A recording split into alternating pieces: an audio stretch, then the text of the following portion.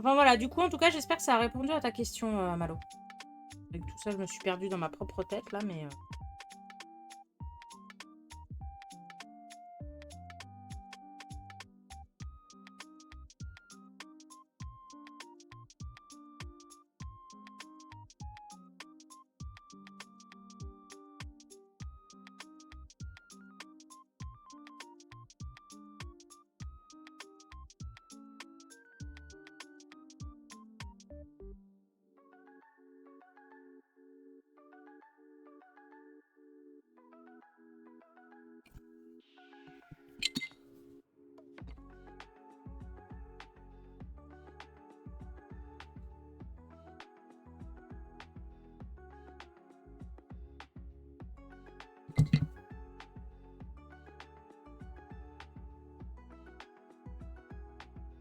Reprendre une auto-entreprise, ma soeur risque de se mettre à son compte et a éventuellement envie de bosser.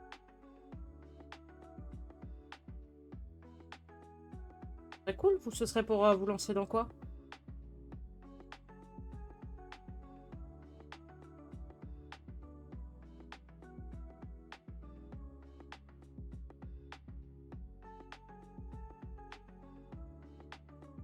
Salut Bob Yusro, tu chercheras un emploi dans quel secteur? Bah, dans ce que j'ai toujours fait, à savoir de l'administratif, et ça me gonfle.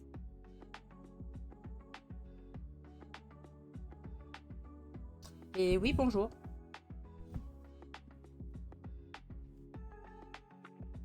Les emplois de bureau, l'ambiance qui va avec. Soit ça se passait bien et je me faisais entuber par la direction, soit ça se passait pas bien et je me faisais entuber par la direction. De toute façon... Ah, hein.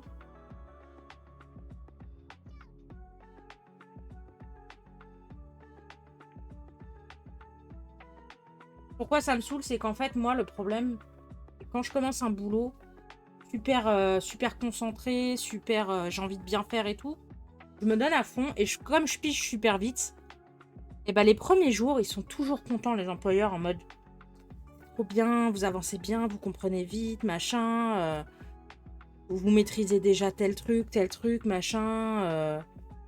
C'est super, hein. Ils me balancent des fleurs, mais à n'en plus pouvoir, hein. Au bout de 2 mois, ils commencent à me charger de plus en plus de travail. J'arrive de moins en moins à le faire, forcément, parce que j'ai moins de temps pour tout faire. C'est logique. Sauf qu'au bout d'un moment, bah, je peux plus, en fait. Et du coup, bah, mon travail s'en ressent. Forcément, je travaille moins bien et moins vite, puisque j'ai plus de choses à faire. Et bah, finalement, bah, au final... Ah bah en fait, on vous avait promis un CDI, mais on va pas vous garder parce que vous faites pas l'affaire. Vous travaillez pas assez vite. Ou vous faites trop d'erreurs. Alors qu'au début, ça me léchait bien le cul, hein. Ah, ça, c'est mon problème constant dans tous les emplois que j'ai eus. Tous les boulots que j'ai eus, c'était ça. Absolument tous. Ah non, non, sans la langue, sans vaseline, il n'y a pas de problème, hein. Bah, je sais, tu m'en avais parlé, Moni.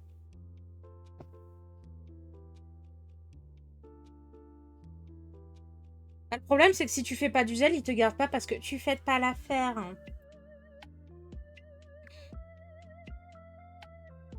Alors, le coup du on est une famille, on est une entreprise familiale, on s'entraide. Le truc, c'est qu'à chaque fois que j'ai voulu entraider, je me suis fait entuber. Et à chaque fois que j'ai pas voulu le faire, on m'a dit bah, t'as pas l'esprit de famille. Vous connaissez, hein, de toute façon, c'est les clichés. Pas des clichés pour rien, hein.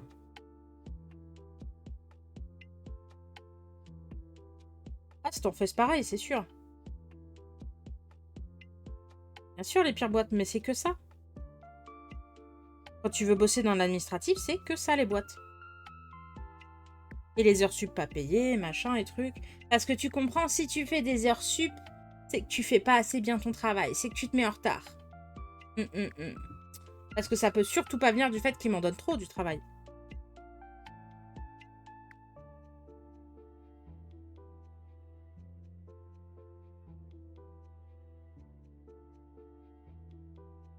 Quand j'ai bossé pour une entreprise de plomberie là, qui était pas très loin de chez moi, ça avait mal fini parce qu'en fait, à la base, j'étais venue pour remplacer quelqu'un qui était en congé maternité. Voilà, ou en congé de je sais plus quoi, enfin bref, en arrêt maladie.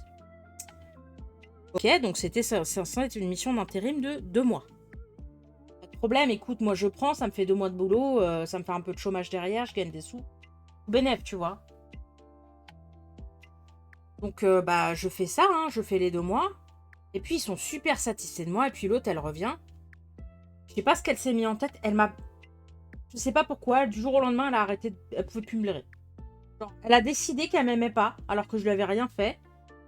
Parce que, en fait, la direction avait décidé que, bah en fait, comme tu bosses bien, bah écoute, on va te garder un peu plus longtemps, on va te faire faire ça, ça, ça, machin. Parce que la collègue va reprendre son poste. Y a pas de problème. Sauf que derrière, du jour au lendemain, mais genre, vraiment 2 jours après, hein, ils m'ont dit, bah en fait, tu vas reprendre le poste que t'avais pris. Et on va faire autre chose à la collègue. Pas trop, tu vois, je me dis, oh, chelou, tu vois, mais pourquoi pas. Moi, j'avais rien demandé, en fait, je fais juste ce qu'on me demande, tu vois. Sauf que, bah, du coup, elle s'est mis en tête que je voulais prendre son poste. Elle m'a pourri. Genre, vraiment, elle m'a pourri. À côté de ça, l'autre connasse qui s'occupait du service plomberie, là, je m'en souviendrai toute ma vie d'elle. Elle m'avait pris en grippe, je sais pas pourquoi. Alors, tous les jours, c'était... elle me regardait de travers. Dès que je lui posais une question, elle me répondait comme si c'était évident. Hop, j'ai jamais bossé en plomberie, donc tu vas fermer ta gueule et répondre à ma question, en fait. Elle me harcelait aussi, parce que c'était du harcèlement, hein. Elle me harcelait avec la collègue qui était dans le bureau d'à côté. Elles étaient très copines. En disant que je nettoyais pas derrière moi aux toilettes, que je laissais la porte ouverte tout le temps, machin. Sauf que je savais que c'était pas moi. Nettoie chez moi, c'est pas pour ne pas nettoyer ailleurs, tu vois. Et en fait, un jour, j'ai fait exprès, j'avais super envie d'aller pisser, c'était la pause du midi. J'avais pas été de la matinée. J'ai dit, tu sais quoi? Je vais attendre après la pause déjeuner, on va voir. Je sors manger, machin. Je reviens de la pause déjeuner. Elle sort des toilettes, elle fait exprès, genre, ah, ça pue, c'est qui a pas mis du parfum? Et encore la porte ouverte et les traces, machin. Et elle me regarde, tu sais, d'un air de dire, c'est moi et tout, machin. Laisse couler, tu vois. Je dis, pour l'instant, elle m'a pas fait de réflexion. Et puis, je sais plus pourquoi, dans l'après-midi, à un moment donné, je regarde celle qui était dans le bureau à côté de moi, là, qui était copine avec elle. Et puis, elle me fait quoi? Pourquoi tu me regardes mal comme ça? Qu'est-ce qu'il y a? Baisse les yeux, machin. Je dis, mais ça va pas ou quoi, en fait? Et elle me dit, ouais, tu me regardes trop mal, tu me regardes pas. Tu me regardes pas, tu me dis pas bonjour, tu me regardes pas. Genre, elle me donne un ordre comme ça. Je dis, mais ça va pas bien, en fait. Je dis, qu'est-ce que je vous ai fait? Et l'autre, elle arrive, elle fait oui, et puis en plus, machin, c'est encore toi qui as laissé des traces aux toilettes, machin. Je dis, ah bah, manque de bol, j'y suis pas allée aujourd'hui, c'est con ça, hein? Ouais, c'est ça, ouais, t'y es pas allée, ouais. Et en fait, meuf, comment t'expliquer que tous les techniciens, quand ils passent, ils vont aux toilettes? Donc, pourquoi tu viens me casser les couilles à moi? En fait, elle cherchait à ce que je démissionne. Parce qu'en fait, elles étaient amies avec la première collègue que j'avais remplacée. Et que elle partait du principe que c'est moi qui avais foutu la merde et qui avait voulu prendre son poste. Sauf que j'ai appris par la suite que l'autre, elle s'était pris la tête avec le directeur technique. Et que c'était à cause de ça qu'elle se faisait licencier. Sauf que moi, à la base, on m'a rien dit du tout. Salut Franck. On m'avait rien dit du tout. Mais c'était à pleurer des fois, hein. Genre, ma collègue, le midi, on mangeait souvent à notre bureau. Parce que bah, comme on n'avait pas forcément... soit on ramenait un truc, soit des fois on mangeait à notre bureau parce qu'on commandait un truc vite fait, machin. Quand ma collègue d'à côté, elle mangeait, aucun problème, ça venait discuter avec elle, ça rigolait, machin. Quand moi, je mangeais à mon bureau, ah, ça pue la bouffe, ah, nanana, mais ferme ta gueule, en fait. Je vais te la foutre dans le cul, la bouffe, tu vas voir, ça va sentir mauvais aussi. Genre, mais c'était que des trucs comme ça. Et toutes les boîtes où j'ai été, c'était des trucs comme ça. Alors que je mangeais... Le pire, c'est que j'aurais pu me dire, peut-être je mangeais un truc différent, qu'elle aimait pas, machin. Je mangeais la même chose que ma collègue. On prenait au même truc. Donc, en fait, c'était juste la volonté de nuire, tu vois. C'était même pas justifiable derrière, c'était la volonté de nuire.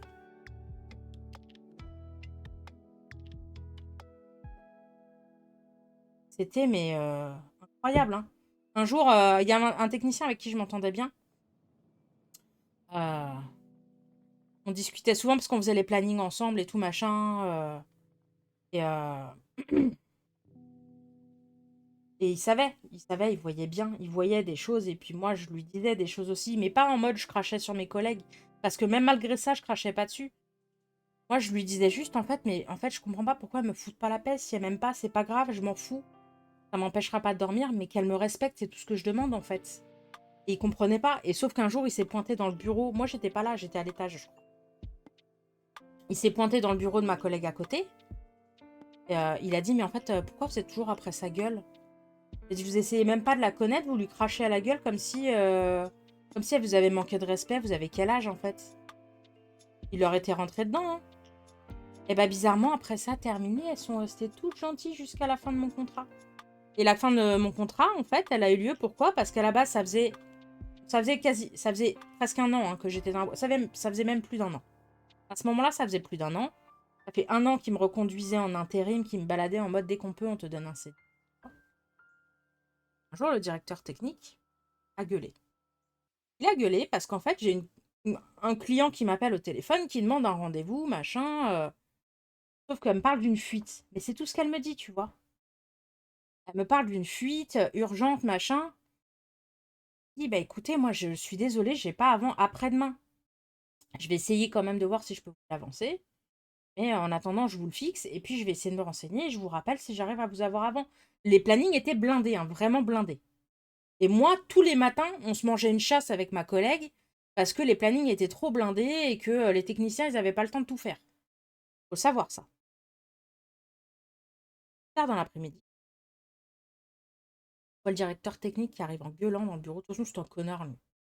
Qui arrive en gueulant dans le bureau. Oui, machin, c'est intolérable.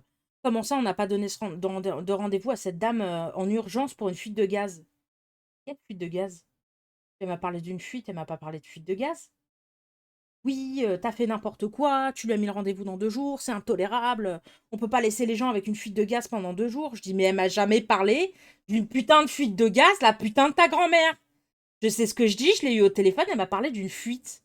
Elle m'a jamais parlé de fuite de gaz, en fait. Moi, je travaille pour un plombier, tu m'appelles, tu me dis j'ai une fuite, bah pour moi c'est une fuite d'eau, en fait. Ouais, gna gna, machin, bah il a été gueulé à ma responsable. Un jour, ma responsable... Du coup, bah, après ça se tasse, tu vois, on arrive à se débrouiller, on envoie un technicien en urgence, blabla, bon. Je dis l'autre, il m'a cassé les couilles, mais ça s'arrête là, tu vois, fin de l'histoire, c'est bon, ça y est, c'est oublié. Rien que d'en parler, j'ai les mains qui tremblent, là, vous voyez? Tellement ça m'a énervé. Un jour, ma responsable, elle m'appelle dans le bureau. Elle me dit, voilà, écoute, je voulais discuter avec toi, machin, qu'on fasse un petit point sur comment on avance. Je me dis, putain, ça y est, ça va être...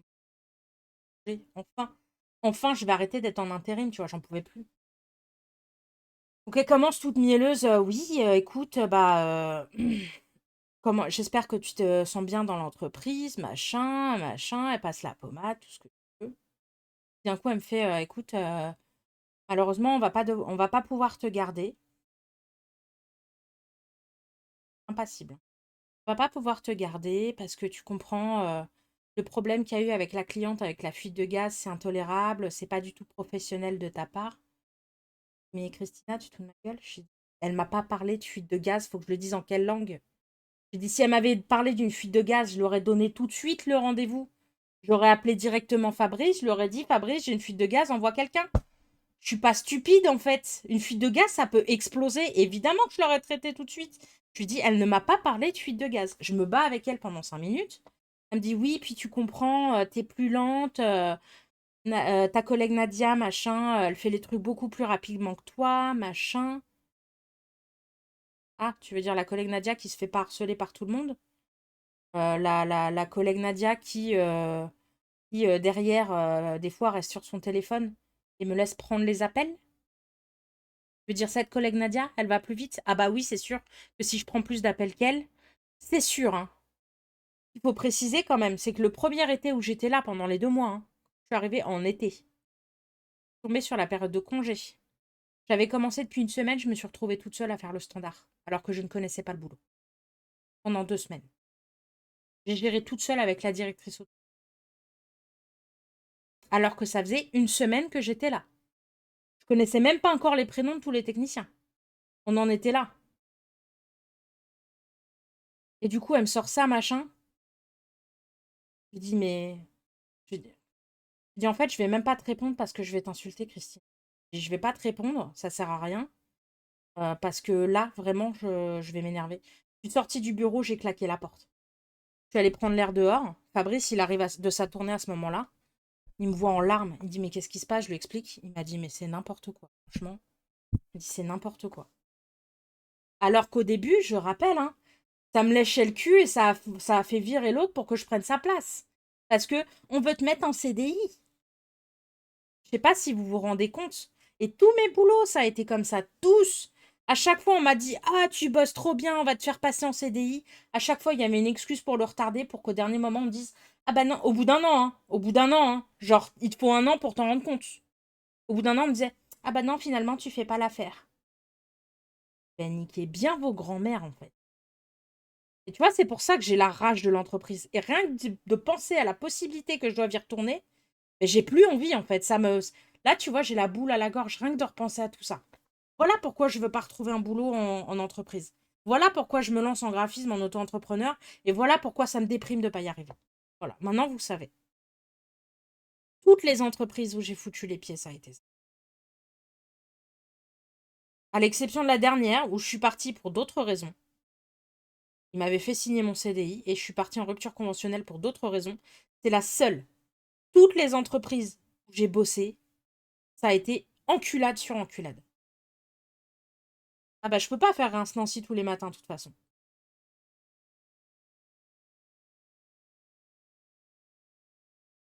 Ah non mais c'est vraiment, hein. La dernière entreprise où j'ai été, c'était différent. Ça a commencé à aller à volo quand on s'est fait racheter par un gros groupe. C'est ça que je vais pas rentrer dans les détails. Et il y a eu un autre problème aussi, c'est que quelques mois avant que je parte, il y a eu un gros chantier qui est tombé. J'étais en vitrerie miroiterie. Il y a un gros chantier qui était tombé. C'était une grosse tour dans Paris où il fallait refaire toutes les façades fenêtres. Savoir que moi j'étais au service travaux de cette entreprise, que je gérais donc les portes d'immeubles, contrôle d'accès. Les fenêtres, c'était pas mon boulot. Sauf que le patron, il a décidé, tiens, je te donne ça avec un tableau auquel tu biteras rien à 90%. Appelle les clients, prends les rendez-vous. La prise de rendez-vous, ok, je veux bien. Au bout d'un moment, il me dit, alors il va falloir gérer les dossiers, machin, donc vous demandez ça, vous faites ci, vous faites ça pour chaque client. Ça va être tel chargé d'affaires qui va s'en occuper. C'est un gros branleur en plus. Tel chargé d'affaires qui va s'en occuper. Et vous devez faire toute la passerelle entre les mails, machin. Vous devez les relancer, machin. Si tu veux. Et il me dit, faut vérifier tous les dossiers qui soient complets. Et vous les sortez et vous me les mettez dans des dossiers à part. J'ai ouvert son tableau Excel, je vous jure, j'ai eu envie de pleurer. Il y avait des chiffres de partout. Il y avait des raccourcis pour des termes que je connaissais même pas. Je bitais rien à part le nom des clients. Je vous dis pas de conneries, hein. Et du coup, ça m'a pris un temps fou parce que ça, en plus, c'était assez urgent, hein. Ça m'a pris un temps fou à traiter. Ça m'a mis en retard dans mon propre travail. Ça, faut le savoir pour la suite. Parce qu'après, je me dans la gueule, devinez pourquoi? Pas parce que j'étais en retard sur mon travail, parce que j'avais pas le temps de finir ce que j'étais censée finir la journée. Et du coup, bah, fatalement, ça m'a porté préjudice. Bon, c'est pas ça qui a provoqué la rupture conventionnelle, hein. La rupture conventionnelle était décidée des 2 côtés, ça c'est autre. Mais, vous voyez, c'est pour vous situer quand même un peu. Et le truc, c'est que, bah, suite à ça, à un moment donné, on discutait avec ma responsable et elle me dit: «Mais en fait, il t'a donné ça, mais de toute façon, tu vas te planter sur ce». Elle dit: «Il y a des trucs que tu peux pas gérer, donc tu vas te planter». Elle m'a dit: «C'est fait exprès pour que tu». On est là.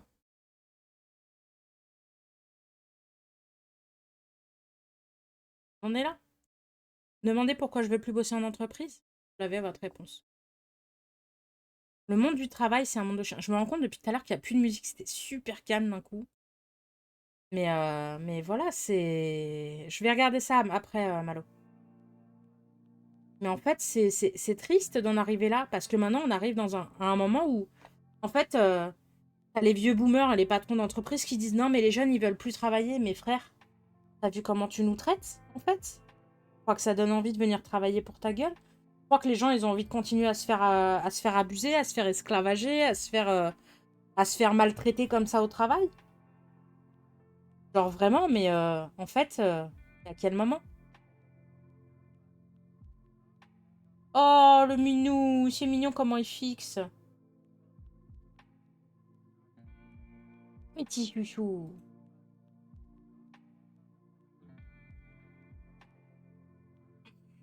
Ours.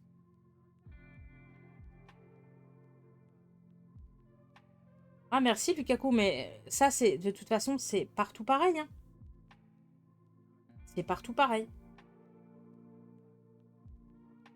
Le premier boulot que j'ai fait, c'était à la mutuelle des étudiants. Juste avant d'aller à la fac. Et en fait, j'ai bossé quasiment un an. 2 CDI, un de 6 mois et un de 5 mois. Voir le nombre de crasses qu'on m'a fait là-bas. Alors, ce qu'il faut savoir, c'est qu'il y en a une. Alors, le premier contrat, on m'avait pas renouvelé parce que c'était un désengorgement temporaire. C'était pas étonnant. Et le deuxième contrat, quand ils m'ont rappelé, j'ai bossé au service recouvrement.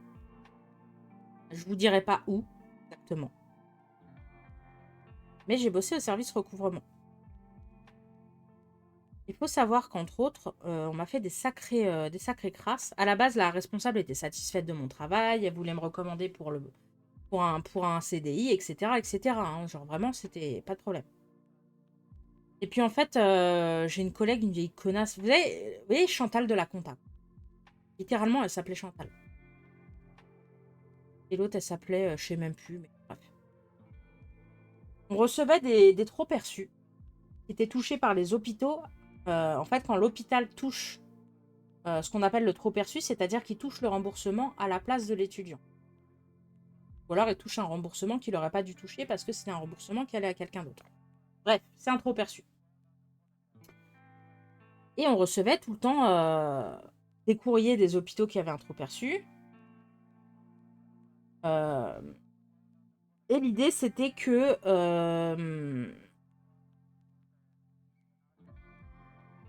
grossièrement, c'était simple. Je vais vous la faire simple. On avait un classeur trié par ville.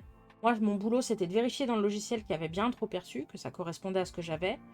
J'agrafais un RIB, j'envoyais le courrier à l'hôpital avec le RIB pour qu'il fasse le virement du trop perçu, et je classais par ville dans un classeur.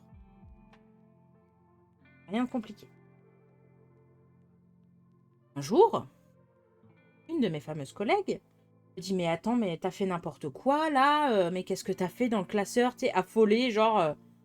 Elle me dit: «Bah, je retrouve du Rennes dans Paris». Ah, bah pardon, j'ai peut-être pas fait exprès, il y en a peut-être un qui s'est glissé dedans, je ferai attention. Ça arrive, tu vois, enfin ça arrive. Et là, elle me dit: «Non, non, mais on dirait que tu l'as fait exprès, regarde, tout ça, c'est classé au mauvais endroit, machin». Et là, elle me sort un tas comme ça de trucs de Paris qui étaient rangés à Strasbourg ou je sais pas quoi, du Rennes qui était rangé dans Lens, enfin, un bordel. Elle me montre tout et je me dis: «Mais en fait, à quel moment? J'ai pas fait ça, moi». Sauf qu'à ce moment-là, c'était censé être que moi qui faisais ça. Mais moi, j'ai jamais rangé tout ça comme ça, en fait. La preuve du contraire, ma mère m'a appris à lire. Paris, c'est dans Paris, Rennes, c'est dans Rennes, en fait. Et, je veux bien que je me sois trompée d'un ou deux, mais là, ce que tu montres, c'est pas normal. Elle me dit: «Ah bah, faut faire attention à ton travail, tu qu'à te concentrer au lieu d'écrire des courriers personnels au bureau». Parce qu'elle était persuadée que j'envoyais des courriers personnels au bureau. Mais à qui? Sauf qu'elle a été se plaindre à ma responsable. Ma responsable, du coup, euh, n'avait plus envie de me recommander pour un CDI si je me ressaisissais pas. Je cite. Oui, tes collègues se plaignent qu'apparemment tu envoies des courriers personnels au bureau, que tu te trompes régulièrement dans le tri, que tu n'es pas assez rapide. Pas assez rapide. J'avais des tas comme ça à gérer, hein. Et en plus, à ce jour, hein, je reste persuadée qu'elles ont saboté mon travail. Le truc dans les classeurs, là, jamais de la vie, je me serais trompée à ce point-là. On peut se tromper, ça arrive. Tout le monde se trompe. On peut se tromper. Mais pas à ce point-là, en fait. Pas à ce point-là. Pas au point qu'il n'y en ait pas un seul qui soit pas au bon endroit. À un moment donné, arrête de me prendre pour une dinde, en fait. Genre, c'est pas comme ça que ça marche. Et ensuite, je termine là-dessus, hein. Après, je vous envoie sur la Nintendo parce que je veux pas louper l'émission avec Fanny. Euh, Ensuite, bah, il y a eu un appel d'offres en interne pour un autre poste. J'ai postulé Day One, hein. Vraiment Day One, hein. Et, euh, et donc, 2, 3 semaines passent, pas de nouvelles. Et moi, je savais, je sentais. Donc, j'ai imprimé mon mail quand je l'ai envoyé, avec la date, l'heure et tout, hein. Puis un jour, la directrice qui débarque dans les bureaux, qui présente une nouvelle, machin, ah, elle fera tel poste. Et là, elle dit le poste pour lequel j'avais postulé en interne.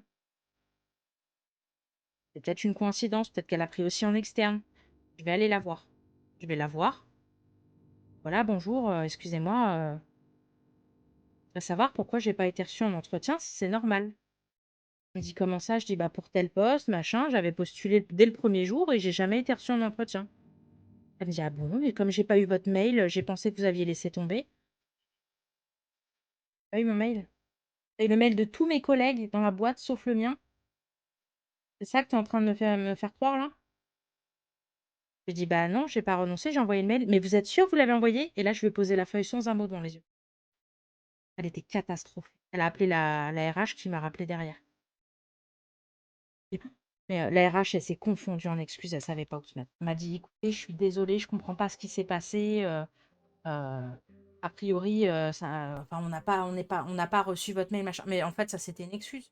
Et que l'autre, elle a dû lui dire qu'elle voulait pas de moi, elle voulu me prendre en entretien. Ça, j'aurais pu les retourner au prud'homme. Et j'étais trop con, je l'ai pas fait. Donc j'ai été la seule qui n'a pas été reçue en entretien alors que j'étais la première à postuler. Et puis tu vois, à la limite, elle aurait pas reçu le mail, mais elle savait que je voulais postuler, j'en avais parlé. Donc elle serait venue me voir en me disant mais vous êtes sûr que vous. Comment ça se fait que j'ai pas reçu votre mail, machin? Bah, on aurait pu rattraper le truc. Elle est pas venue me voir. Parce que son but, c'était que je sois pas embauchée. Voilà, voilà. On va terminer là-dessus, hein, du coup, sur ces magnifiques histoires d'entreprise. Bosser en entreprise, ça donne envie. Et je vais vous envoyer chez les Nintendo tout de suite, parce que du coup, avec mes histoires, on a pris du retard. Mais en tout cas, j'espère que ça vous a fait plaisir ce petit live. On a bien avancé, on a fini l'illustration, c'est très cool. Du coup, je vais vous laisser là-dessus. On va tout de suite suivre une émission passionnante avec Fanny Robillard. Nintendo, c'est tout de suite. Donc, des bisous. Et je vous dis à demain, 14h, avec Newa pour du Animal Crossing. Des bisous!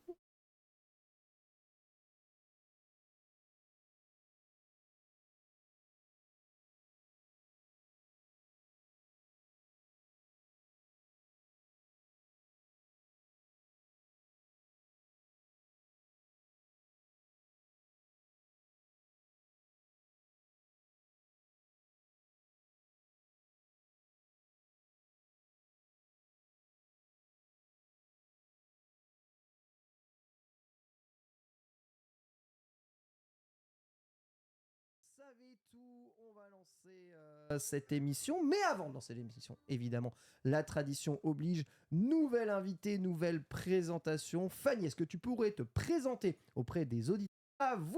Vous savez tout. On veut tes consoles et jeux Nintendo préférés. Eh bien, je